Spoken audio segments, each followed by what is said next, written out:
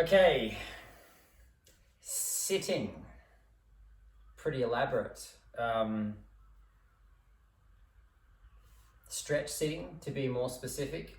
So positions that open up tissue, open up joints, and open up different postures, and some would even say energy channels through the lower body. This first position that I'm in is a kneeling position. My toes are tucked, but there are two variables in this practice for this position. You can either have your toes tucked or stubbed, and so both have a different effect. The first one here puts you into plantar flexion and opens up the front of the ankle. It's a really nice one to do if you've been walking around or on your feet all day. I actually do a lot of my meditation in this position. I feel like I can have a really nice long back, but it can take a little bit of time to develop the comfort in this position in terms of circulation. So I wouldn't recommend it if you're just getting into sitting down on the floor for meditation or something like that. But a really lovely position to do things. I mean, that's the actual point of this series that I'm about to go through, is that we spend too much time on couches and basically just deforming our bodies, and we've sort of got this sort of civil liberty thing going on with chairs, but really we have our own ability to do so. So if I sit in a chair, my back gets outsourced to the back of the chair, and my pelvis position gets outsourced to the angle of the seat that I'm on. So right now I'm being my own chair, and from a movement ecology perspective, there's a plethora of different things that can go on. So to continue with that, with my stub toe, when it comes to movement ecology, if I have a tight arch or a tight toes, I'm likely going to have a really forward head position with my neck, and that's going to start to affect my cognitive function and my eyesight. So moving back and forth between the pointed toe and the stub toe in this one is very healthy for numerous reasons. The second position we're going to go into is the shin box or S-seat. You can do this one with your hands either on your legs or one hand posted, it's up to you. Likely you've just noticed getting into this position that your bum cheek on your internally rotated leg doesn't touch the ground at first. For some of you it might. Mine is touching. But very common for that sit bone to be off the ground. If that's you, post your hand, or just shove a little yoga block or some kind of bolster or cushion underneath if you want to get that sensation of sitting on the sit bones as well, but it's not essential. This is a very general practice. The main thing is that if you're experiencing pain, change positions, okay? Which we're going to do right now. To the other side. These are all positions that if I do a health coaching session with someone, or I'm doing some life coaching, or if I'm playing with Lego with my sons, or even eating, this will be something that I'll use quite often, and I just end up getting more time with one hip on external rotation, one hip on internal rotation. Both of these positions have a really nice transitional point. You can do a shin box switch from side to side. They relate quite well that way. Or you can do a shin box rise and switch if that's something that you're interested in trying as well. Okay. Next position is tailor pose or butterfly sit. Soles of the feet together. You can either do this one with hands posted or hands holding onto the feet. I'm going to do them holding onto the feet. Pretty classic seated position, often gets used for some stretching. I quite like to flap the butterfly wings a little bit on this one here and just sort of open it up a little bit. Won't stay in here for too long. Really the point of this is for you to sort of see some other options of sitting. Next we're going to go into a straddle. And just hanging out. If on this one you feel like your spine is rounding out quite considerably, again just post the hands. If this position is good for you, then you can lean really far forward, or you can possibly even play around with a little bit internal, external rotation of the hip capsule. It's just another option in terms of sitting. Next one is Fisherman's squat or half kneeling. This one here, we've got the same position we had in the first posture. This time we've got our other leg up in flexion, a little bit of external rotation, but that'll look like this leg's in a little bit of a squat, this leg's in a kneel.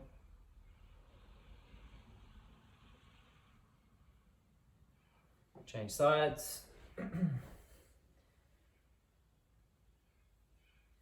Actually, earlier this year, when I was teaching classes out of my home studio, I was doing 2 morning classes every week.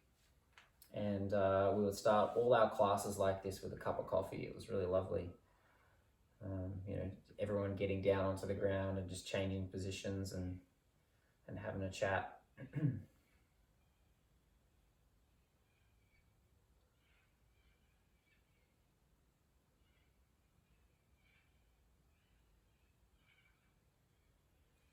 Okay, next position is a crossed sit. A couple of options with this one here. You can have both sit bones on the ground and this top leg off. It's often known as bring your own table with some of my students as well. And it's a nice way to eat a meal.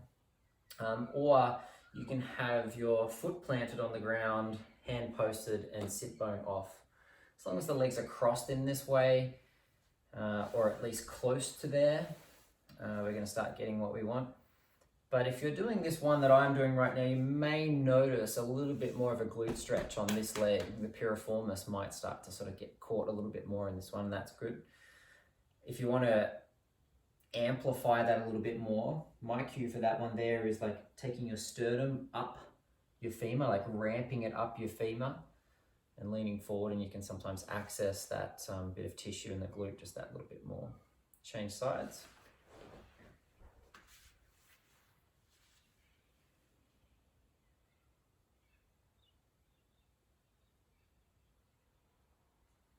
Times that I would do this practice sometimes I swap it out for, if I don't feel like doing spinal waves first thing in the morning, I feel like just sitting down on the ground.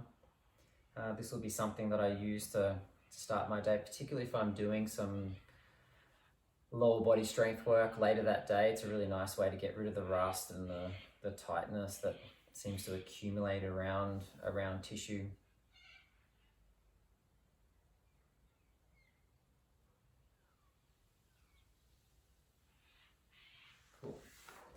Okay, next one we're going to go into some lying poses. This next one we're going to do is a side lying position. It's a passive position, meaning that I'm resting on my elbow, but essentially I'm just trying to create a little bit of a bend through my spine. On this one, watch out for just sitting back on the bum cheek. Try and sit right on the side of your hip, the greater trochanter.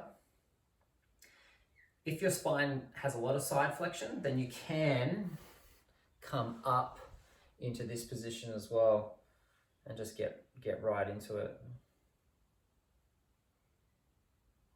Change sides.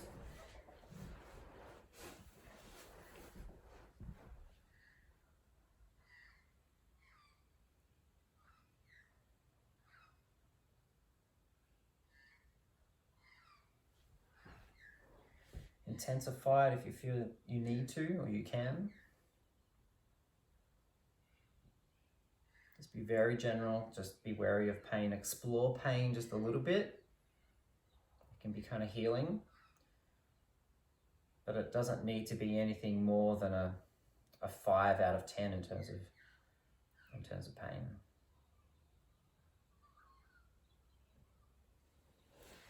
Next position is just a Sphinx-like pose.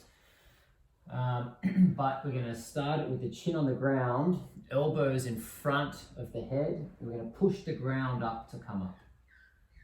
Okay, it's a developmental pattern for, you'd see this in 0 to 3 month old babies. It gets called tummy time.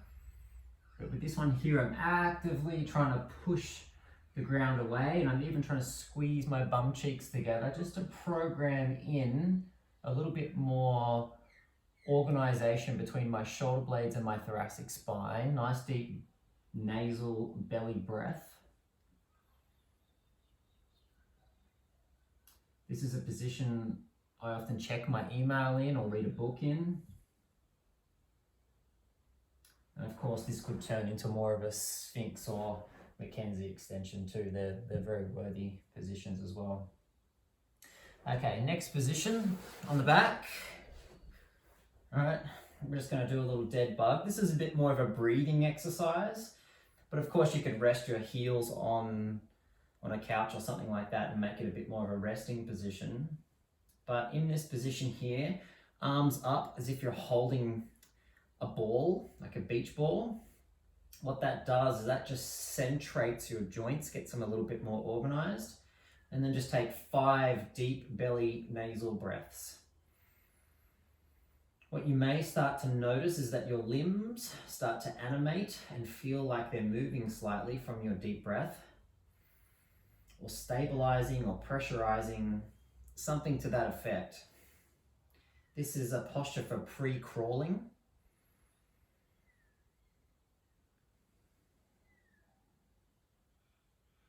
So it's a developmental posture. We reflex into this when we're infants. Often when we're getting our nappy changed or exploring what it's like to put our feet in our mouth. They're the first couple of stages of being able to walk and crawl.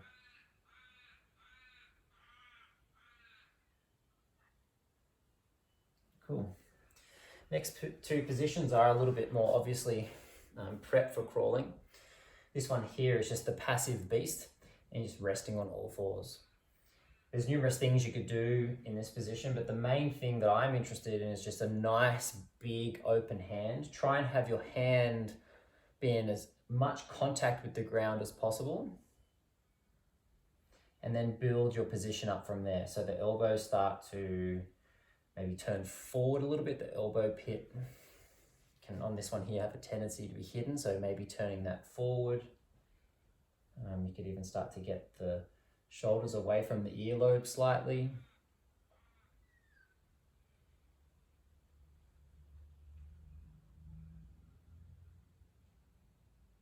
Cool. And then the next one is sitting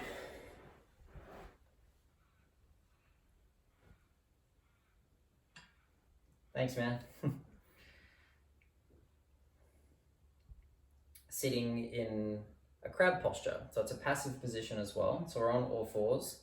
This time my hands are turned back and my chest is sticking out. And again, I'm mostly just focusing on having nice big hands.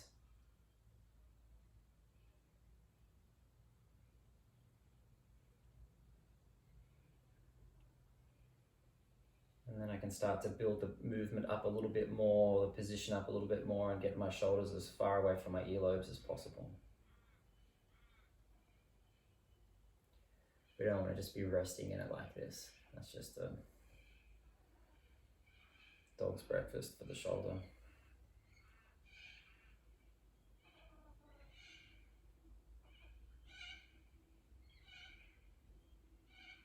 Okay, the last position we're going to go through is just a passive squat.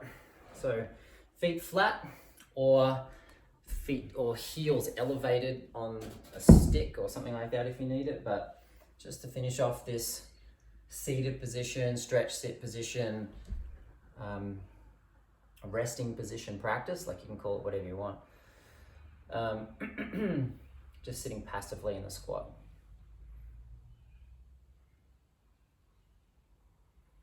So all these positions help with the flow of things in your body. This one specifically opens up the involuntary sphincter in your bowel. So if you have any digestive issues, whether that's like increased wind after meals, or you experience a bit of constipation, or there's a point in time where you prefer to be a bit lighter in your bowel before training or something like that, sitting in this position actually moves fecal matter down through the digestive system a little bit quicker. So if you're ever in this position and you actually feel like you need to go to the toilet, it's good. It means like it's actually doing its job. Anyway, that's the stretch sit position. Some of my clients over the years have called it the primal base positions. But I guess that describes it pretty well. Like we're just getting back to our primal nature of sitting down on the ground. And generally I feel once I've done something like this, I generally feel a little bit more open in the tissue and ready to go. So all the best with it. Take care.